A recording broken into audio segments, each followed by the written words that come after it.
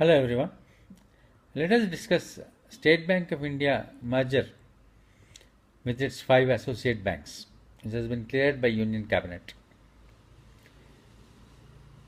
State Bank of India is going to merge within itself the rest of the five subsidiary banks. It had already absorbed State Bank of Saurashtra in 2008, State Bank of Indore in 2010, and it is now set to merge the five other subsidiaries: State Bank of Bikaner and Jaipur, State Bank of Travancore, State Bank of Mysore, State Bank of Hyderabad, and State Bank of Patiala.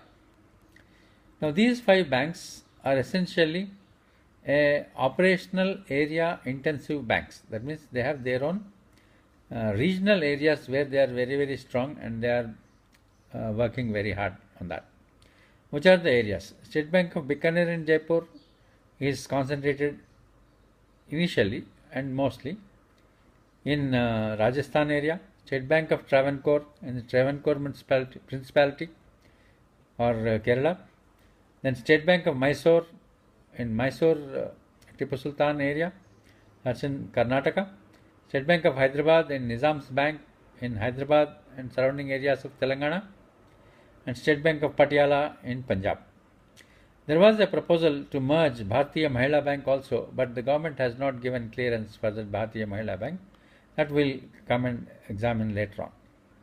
Now, with this acquisition, there are two things that are supposed to be achieved. One, we will have a world level a bank which is too big to fail, and a level that can fight with the world banks. So that will be achieved definitely.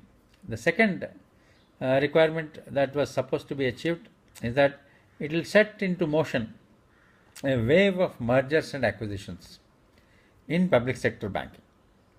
That was expected even when in 2008 and State Bank of Saurashtra or State Bank of Indore in 2010, but nothing has come about it. The level of commonality in state banks being what it is, it was slightly easier for this merger. But coming to the, let's say, the nationalized banks, this level of commonality is not there. And then there's a lot of interstate rivalry among the staff. And State Bank of India is lucky because it has already established a common pool of selections for all the subsidiaries.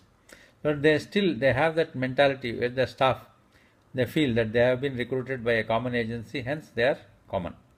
So at least based on say date of selection, they can finalize who is senior and who is junior.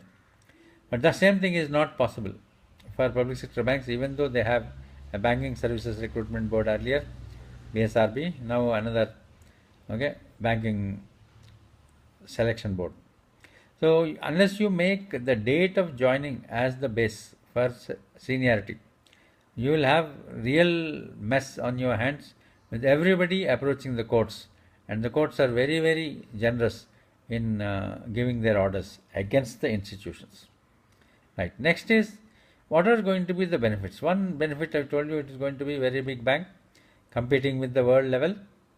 It will be about 550 billion worth of turnover bank. That will be one of the biggest, and it will be 4 times bigger than the nearest rival. Okay. Now, the expectation is that it will result in a win-win situation. What are the win-win situations for the banks and associates? Number one, reach and network will multiply. Yes, agreed. But there is one rider to it. What is it? Now we see that all the banks, State Bank of Mysore, State Bank of Hyderabad, State Bank of India, they all concentrate on a similar or the same road or the same building or nearby areas. With that,